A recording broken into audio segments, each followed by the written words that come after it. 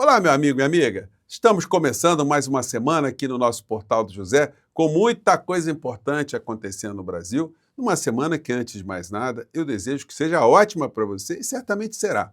Essa semana é a última semana de Copa do Mundo que termina no domingo. Então, a partir da segunda-feira que vem, nós teremos os noticiários aqui no Brasil com os olhares voltados para as coisas que acontecem na nossa realidade concreta. Até lá, coisas estão acontecendo, como hoje, por exemplo, um dia decisivo em que o ministro Alexandre de Moraes tomará algum tipo de decisão, dará algum tipo de despacho em relação à provocação que ele recebeu de mandar de volta para Papudinha o senhor Jair Messias presidiário, porque descumpriu, mais uma vez, uma medida cautelar.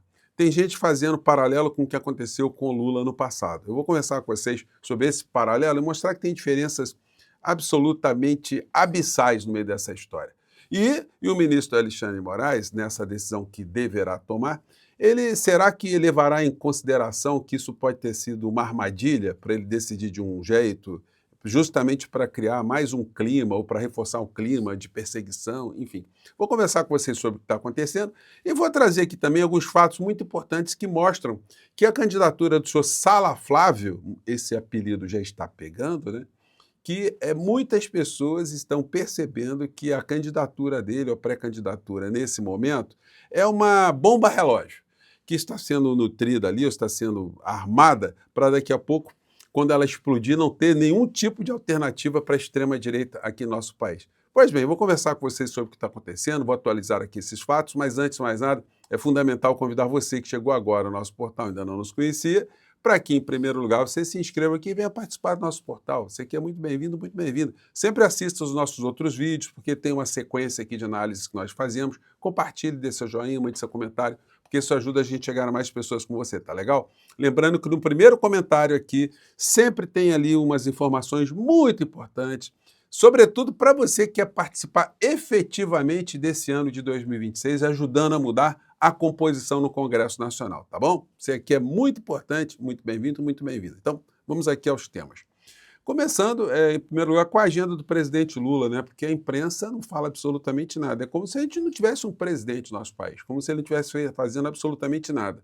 Compete a nós aqui nas redes sociais reverberar, né? O que está acontecendo. Na agenda do presidente hoje tem visita à divisão de motores e veículos do IMT, em São Caetano, visita a laboratórios de robótica, aí depois vai ter um anúncio para a imprensa, né? Vai falar com a imprensa, visita ao projeto da primeira turbina movida a etanol, mais anúncios à imprensa, partida para Brasília, enfim. Deve ter alguma coisa interessante aí que vai rolar desses anúncios à imprensa que o presidente da República fará. O que a gente tem cobrado sempre, né? Isso deveria ser uma rotina. Todo dia de manhã cedo, se o presidente viesse a público, tivesse ali uma exposição de uma série de fatos que estão acontecendo, isso ajudaria a pautar a grande mídia aqui no nosso país e até os debates aqui nas redes sociais. Mas, enfim, isso tudo vai ser coisa que a gente vai batalhar bastante para termos uma mudança a partir dessas eleições de 2026, né?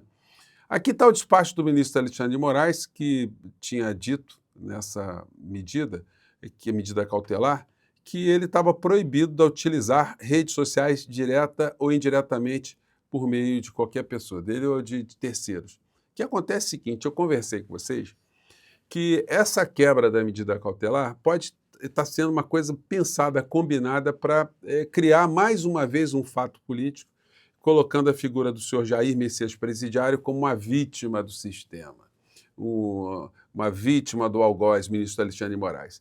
E os criminosos, os vigaristas da extrema-direita, eles falam, mas o Lula, na época que estava preso, ele publicou algumas cartas, né, mandou carta para algumas pessoas. Gente, tem diferenças muito grandes. Em primeiro lugar, porque o presidente Lula, naquela época, ele estava cumprindo uma prisão em regime fechado. Em regime fechado, não tinha como ele sofrer nenhum tipo de modificação nas sanções que ele já estava sofrendo. O que ia fazer com alguém que já está preso em regime fechado? Tinha como piorar a situação dele. E não havia aquela proibição naquele tempo, porque as redes sociais não tinham, naquele tempo, a importância que estão tendo hoje. E o que ele poderia fazer através daquele momento das comunicações eram situações absolutamente residuais, por isso que isso não teve importância, nem os algozes dele da época levantaram questionamento em relação a isso, enfim. Ele tinha ali uma série de proibições, ele não pôde ficar dando entrevista para cima e para baixo, eram coisas que tinham muito controladas, o Sérgio Moro controlava muito isso, mas era uma situação completamente diferente do criminoso, o maior que está numa espécie de prisão humanitária. Se é uma prisão humanitária, ele não pode transformar essa prisão humanitária num curral eleitoral, num comitê de campanha, num centro estruturante de uma candidatura que é uma candidatura golpista, simples assim. Então, o ministro Alexandre de Moraes certamente vai levar tudo isso em consideração. E quem vai estar com muita atenção em função disso, como eu disse para vocês ontem, né? Senhora Michele Bolsonaro, está aqui a matéria aqui no Metrópole. Michele teme que Bolsonaro volte à cadeia após Flávio divulgar carta. Senador e pré-candidato a presidente da República, Flávio Bolsonaro, divulgou carta escrita pelo pai que está em prisão domiciliar. Gente, a relação familiar dessa gente aí, ela simplesmente não existe. Isso é um morcrim que tem interesses ali. Eles mal estão se falando, porque não é possível a senhora Michele não ter falado para o criminoso, né? O criminoso, se você fizer essa carta, você está descumprindo uma decisão judicial. Você quer voltar para a papudinha? Ou falando para o Flávio, Flávio, você quer incriminar o seu pai? Você quer ferrar teu pai de uma vez por todas? Que história é essa? Depois eu, Michele, vou ter que ficar levando marmitinha lá porque o presidiário aqui não gosta de comer comida de ninguém, ele tem medo de ser envenenado, de ficar estrebuchando dentro da cadeia? Enfim. Então vocês imaginem o que acontece no meio dessa história. O senhor Flávio Bolsonaro não tem dito um pio sobre o suposto, né, ou pelo menos é o que está sendo apresentado aí, vídeo sexual dele. Vídeo com coisas de naturezas sexuais, né? Por outra razão que ninguém está tocando nesse assunto, né? Ninguém coloca a mão no fogo e diz, não, o Flávio Bolsonaro, ele é corrupto, mas é cristão. Ele é corrupto, mas é fiel. Ele não seria capaz de fazer algo com a sua esposa, né? Enfim, então está caladinho e ninguém está tocando nesse assunto. Não seriam assuntos de natureza política, mas como essa gente gosta muito de enfatizar que Deus, pátria e quadrilha, ou melhor, Deus, pátria e família, então aí eles têm que serem coerentes, né? E aí, como eu disse para vocês, a bomba relógio está armada. Lula está cuidando do Flávio igual um peru de Natal descaiado. Então, está jogando milhozinho ali para o Peru tá... Tem gente que diz até que para o peru ficar melhor, você pode dar até uma bebida alcoólica para o peru, né? Que o peru bebe a bebida alcoólica e ainda fica o peru doidão, né? Me desculpe aqui a brincadeira, gente, mas tem gente que fala isso, né? Que se você dá uma cachaça para o peru ainda fica mais doidão e fica mais gordinho, engorda mais, fica melhor. Então, a candidatura do Flávio, todo mundo sabe que vai explodir coisa, gente. Tem coisa guardada aí, vai aparecer coisa dele. Mudança de rumo. O Merval Pereira, que é o colunista principal das organizações Globo, quando ele fala coisas como essa aqui, ó, Flávio Bolsonaro pode ser inviabilizado como candidato à presidência até mesmo antes de chegar a ser indicado pelo PL, pois as investigações do crime organizado no Rio de Janeiro chegam cada vez mais próximas às suas conexões pessoais. E que o desembargador que está ocupando hoje o governo do Estado, Ricardo Couto, que está passando cerol, né? A cada lupa que ele coloca numa área do governo do Estado, ele encontra um antro de corrupção. E, obviamente, não vai dar para esconder esse tipo de coisa. Hoje, o jornal, aqui o Globo, fez uma matéria mostrando aqui 71 bilhões e 800 milhões na mira, né? Está aqui no jornal impresso e está aqui na internet também. Na internet, eles colocam aqui um quadro com as operações em curso. E aí, gente, todas as operações em curso têm a conexão com a quadrilha de Flávio Bolsonaro, o senhor Sala Flávio. Todos os crimes, todas as operações, Operação Ouroboros, que tem o Instituto Metrópole, indicação de Flávio Bolsonaro, Chiquinho Brazão, outra operação do grupo político ligado a Flávio Bolsonaro. Depois tem Operação Anáfora, ex-governador Cláudio Castro e ex-prefeito Washington Reis, aliados de Flávio Bolsonaro. Quarta fase da Operação Unicarne, Thiago Rangel, também ligado a Flávio Bolsonaro.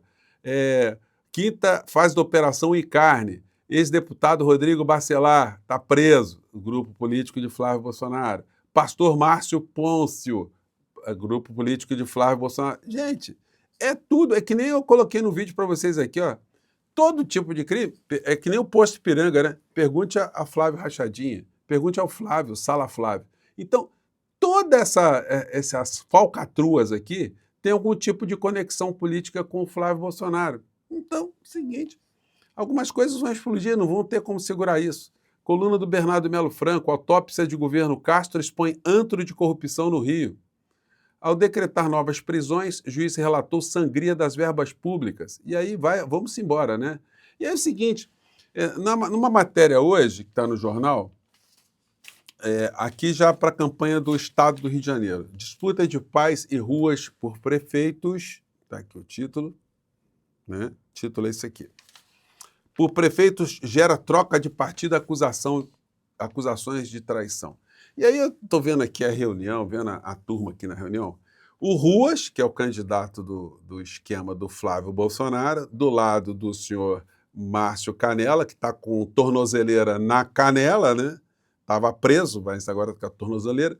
Do lado dele, Altineu Cortes, que é o cara que vendia asfalto para a prefeitura do Ruas, estava dele do lado. E do lado dele, o Pazuello, o cara que comandou a fase final do genocídio bolsonarista contra o povo brasileiro. Alguém incompetente, alguém que não poderia ter aceitado esse cargo para ser ministro da Saúde, no entanto, ele fez isso e só se prestou ali a cumprir o negacionismo do criminoso genocida, senhor Jair Bolsonaro, né? Então ele vai ficar com essa pecha também para a história dele. E aí a gente chega aqui no esquema que tem que ser desmontado, gente. Isso aí não pode ser mantido aqui no nosso país. O tal do orçamento secreto, as emendas parlamentares. Os editoriais de jornalões, eles atestam que isso é uma anomalia aqui no nosso país. E aí a gente vai vendo o seguinte, quando uma grande parte desse orçamento é comandada por um ladrão, já que não existe um ex-ladrão, o senhor Valdemar da Costa Neto, líder do PL, um dos líderes do Centrão, gente, tem alguma coisa muito errada no Brasil. Alguém que foi para a cadeia por ladroagem está sentado sobre um orçamento e, com a maior disfarçatez, distribuindo orçamento. Tem compromisso demais.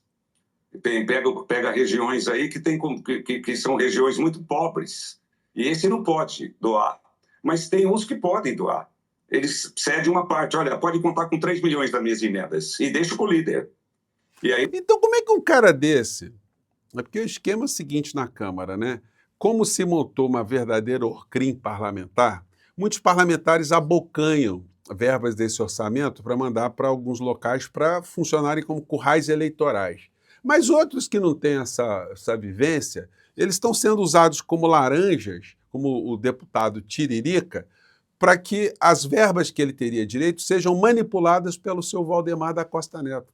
Gente, isso tem que ser desmontado, isso tem que ser combatido, né? Aliás, na minha caminhada aqui com vocês, essa é uma das coisas fundamentais que, se eu chegar lá, vocês podem contar aqui que eu vou ser muito contundente no combate dessa coisa absurda. Câmara ocultou autor de 1 bilhão e 300 milhões de emendas em 2025, diz relatório da Transparência. O portal de Transparência, né? Gente, é um negócio absurdo, a gente não pode achar que isso é uma coisa que deva ser mantida. Aliás, eu defendo que o presidente Lula ele deva pautar esse debate. Ele deve, inclusive, sugerir que os eleitores do nosso país escolham parlamentares que tenham compromisso em combater essa excrescência. Porque, gente, o presidente é o maior formador de opinião política em qualquer país.